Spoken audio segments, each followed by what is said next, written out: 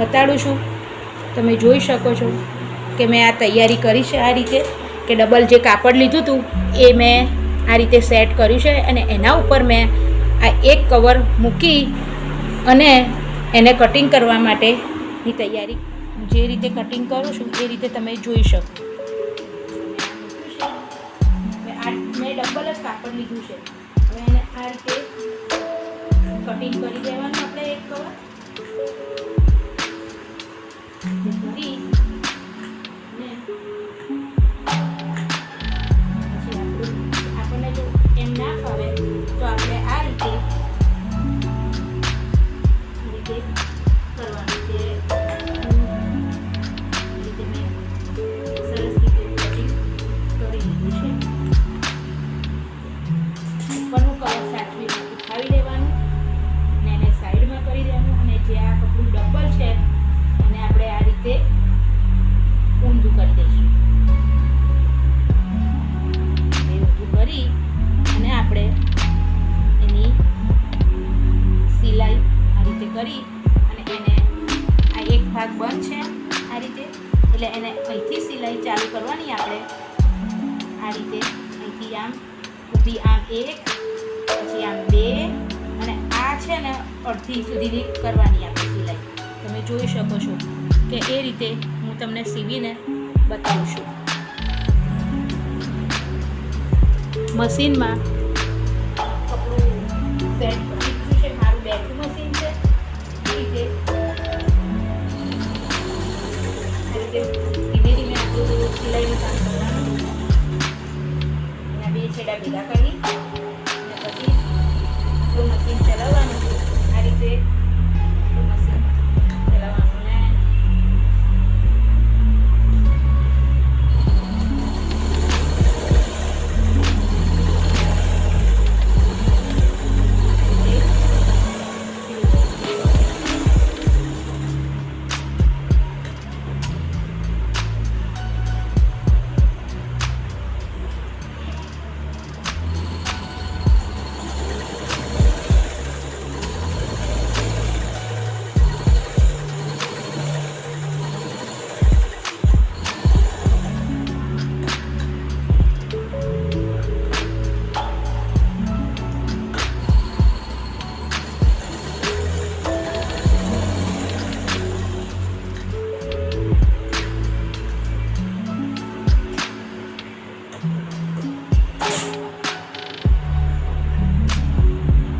આપણું કવર સિવાઈને તૈયાર થઈ ગયું છે.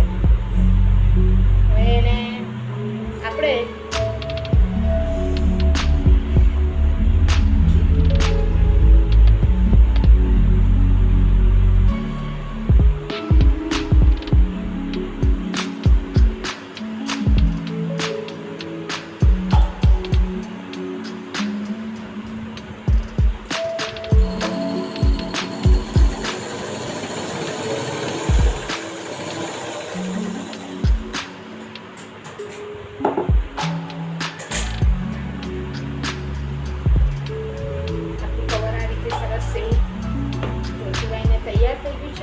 આવી રીતના કોઈ ખૂણો સેટ પણ સિલાઈમાં રહી જાય તો થોડું પણ ઊંધું કરી અને આપણો ખૂણો પહેલાં જ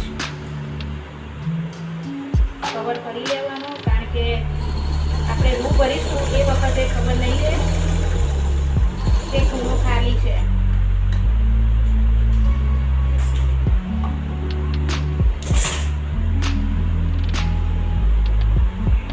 આવી રીતના જો ખૂણો અંદરથી ના નીકળે તો ધીમે રહીને આપણે આ રીતે કાતર અંદર આગળ કરવાની અને ધીમે ધીમે આ ખૂણામાં સહેજ એવું દબાવતું જવાનું એટલે આપણો ખૂણો આખો સરસ રીતે ખુલી જશે. આવી રીતે મેં કવર સરસ બનાવી લીધું છે. તમે જોઈ શકો છો. હવે એમાં આપણે રૂ ફિલ કરવાનું છે. તમે જોઈ શકો છો કે સરસ બની જશે આપણું કવર. હવે હું તમને રૂ ફિલ કરતા શીખવાડીશ. તમે જોઈ શકો છો કે મેં આ રીતે કવર બનાવી લીધા છે. એક અને એક બે કવર બનાવ્યા છે મેં. આપણે કવર લેવાનું અને એમાં આપણે એના મોઢાના આ પ્રમાણે થોડું થોડું આ રીતે ફિલ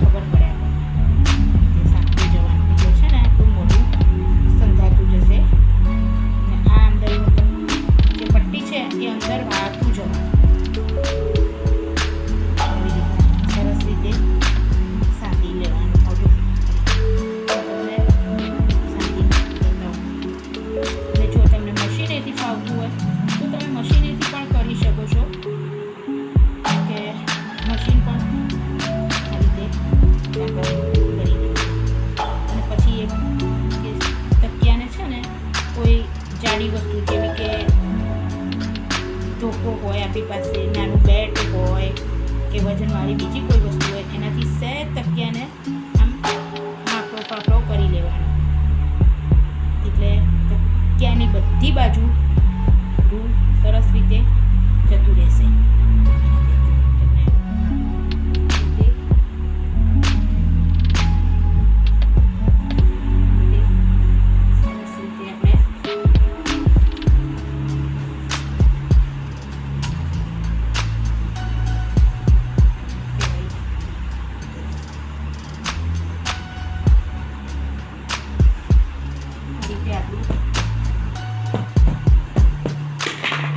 ચોરસ તકિયા બનાવી શકાય છે ઘરે જ બહુ જ સહેલી રીતે.